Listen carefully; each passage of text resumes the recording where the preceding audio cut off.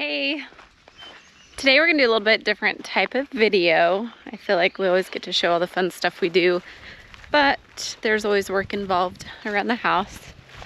I've got a pretty big garden going, and it's been neglected, quite frankly, for the last couple weeks. We've had a lot of rain, and we finally had a few days of sunshine, and we were camping, so it needs some tending. Kind of show you what I got going on a little before here. It's a lot more grass than anything, so definitely got my work cut out for me.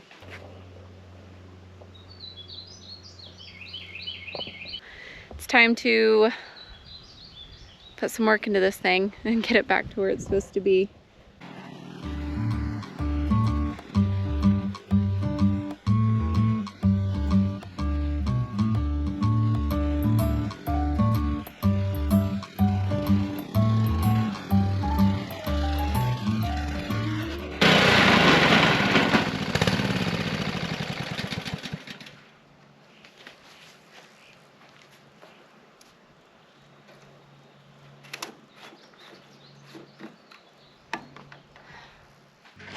I found some gas.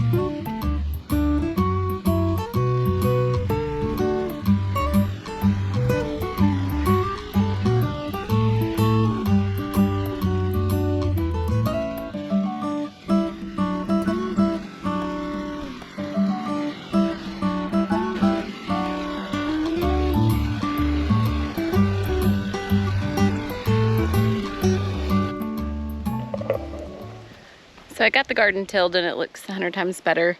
Next thing I want to do is prune the tomato plants. Just a couple things you do. You want to make sure that no branches are touching the ground, and you also want to pluck off the suckers. Those, let me see if I can find some. They grow in between your main branches and they're not fruit producing. So basically your tomato plant will focus on growing these big sucker stems instead of producing fruit or establishing the root system. So I see one here. Hopefully you guys can see it in the camera. We're looking, if you look right here, you've got a main stem, you've got one stem branching off, but then you've got this little sucker in between. So you just want to take that and it'll pinch right off. So I pretty much just go through, do it on every stem. So there's another one right there. Got your main stem coming up and it branches, and then you've got this one growing right in between. So I'm just going to pluck that right off. Now I do this a couple times a week. So you're not going to see very many on my plants, and they're not very big. So I can go through, take them all off today, and they'll be fine.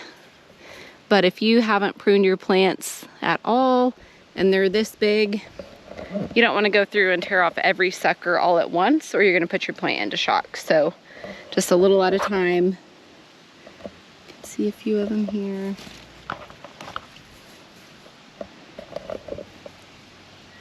It's kind of hard to show you. Again, big main stem, your other branch, you've got this little sucker in between. Comes right off. Try and get them while they're small and just cause as least stress to the plant as possible. So I'm going to continue to do that. The other thing, you don't want any branches touching the ground. It can just cause them to get disease and all things. So I actually use a pair of scissors for this, and I haven't done a very good job this year. But you just clip them right off.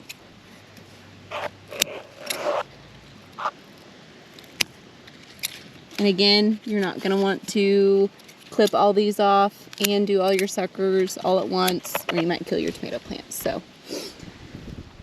just a gradual process, and then kind of keep up with it every week.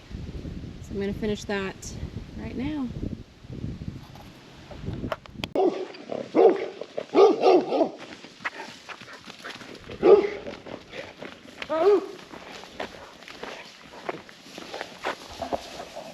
These cows are a pest.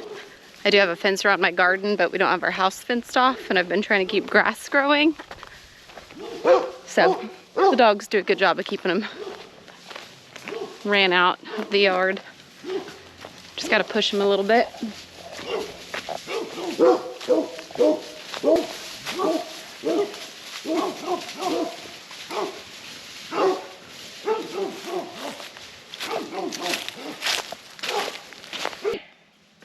Come on.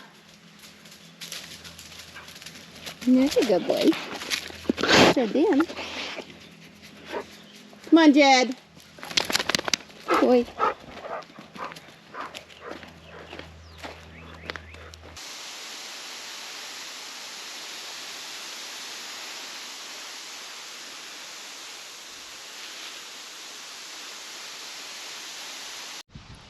So I got a good portion of the weeding done, so I'll just kind of run you through what plants I have. I planted a bunch of different stuff this year. Last year I ended up with a huge garden and said I would never do it again, and I probably have just as much now. But I got potatoes, about 1.5 rows of those, and there's, I think, the Yukon Gold, red potatoes, and just a russet potato. I planted spaghetti squash. I don't know if you guys have priced a spaghetti squash, but it's ridiculous, so figured I'd grow them. I've never, not really sure how I'm going to preserve them. I don't know if you can can it, if it freezes well. So if you have ever grown spaghetti squash and saved it, let me know in the comments the best method. And I have a bunch of different varieties of tomato plants. Plenty of Roma tomatoes because I do a bunch of canning, salsa and pasta sauce. And then there's some like beefsteak, Hughes tomato. So what are they? Black Betty. I couldn't tell you. I think I've got 18 tomato plants.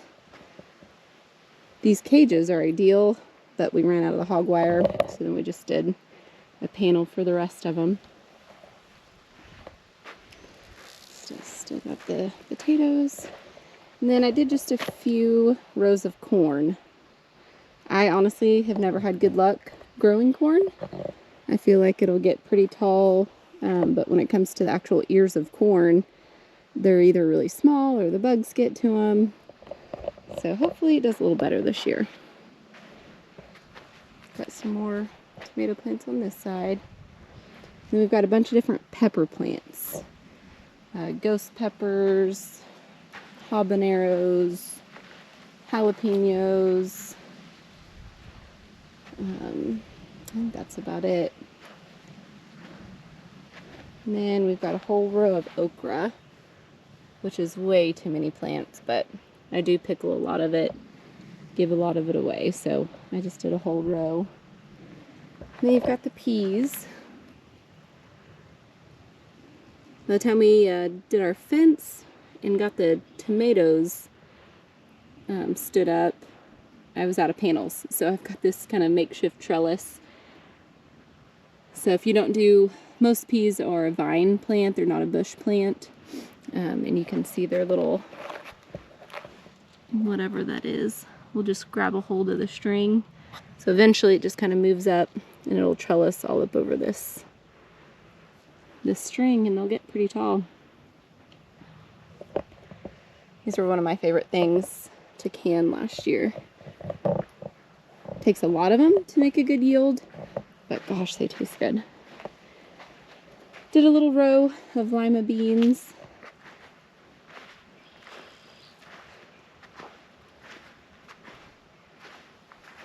And then I did a few strawberry plants.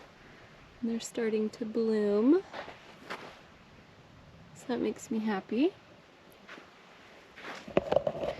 If you're a bad gardener and you just want to feel good about yourself, just grow some zucchini and squash. You can't ruin it. Gosh, they just produce so much. So I've got 3 yellow like crookneck squash plants. And they're blooming already.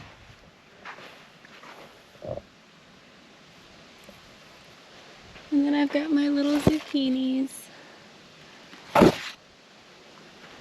my gosh, these are insane. I swear they grow overnight.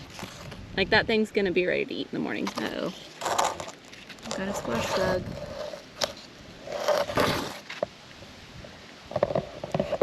I've heard that a good remedy for bugs on your plants is Dawn dish soap and cayenne pepper. So I've yet to try it, but I think last year we used some 7 Dust. We had some issues with bugs, and that crap is expensive. It's outrageous. So I'm gonna try the Dawn dish soap. It looks like I might need to get it out sooner than later. And then this is just a short row of green beans. Then I've got a few cucumber plants. I think I've got 4 of those. And then a bunch of watermelon.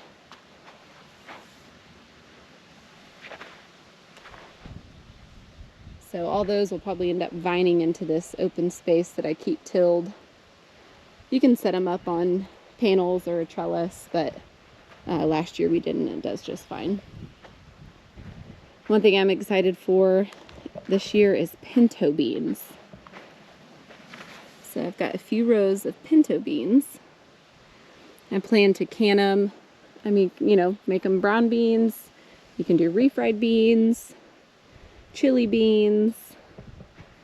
We eat a lot of those ranch style beans that have the onions or jalapenos in them. So I am super excited about those. I've got one row that I planted a bunch of peppers from seed. So I did a bunch of cayenne peppers, and they're just not popping up yet. They're a hot weather plant. I planted them a little bit late, but I'm scared to go through and get this grass out until I can really see the sprouts coming up. So I'm just kind of leaving that row alone. Then I also planted peanuts. Peanuts like a really sandy, well-draining soil. They actually do really well in Oklahoma. And I don't know if you've ever seen a peanut plant before, but I hadn't. Peanuts are actually not a nut. They're a legume. So these plants will bush out, and then they'll get blooms on them.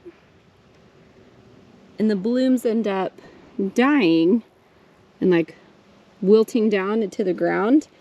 And then that's what actually starts the peanut growing underground. So then your peanuts grow underground. You think you harvest them, let them dry for a couple weeks, and then you can roast them. So I've got 2 rows of peanuts. We'll see how those turn out. I really need to go in and get all this grass out from around each plant. So I'm going to work on that today. And then I got a sunflower patch. I'm super excited about these. There's a bunch of different varieties to choose from, so I'm hoping I got the ones that produce seeds you can actually harvest and eat, because we eat a lot of sunflower seeds. And my nieces are just going to be happy to see a big sunflower patch here. So I'll give you another update in a few weeks and just kind of let you know how it goes, and eventually get into all the canning that I do. But if you have any suggestions, questions, I know everyone does it different. This is just how I do it. I'm sure there's different or better ways out there, but this is what I got going on.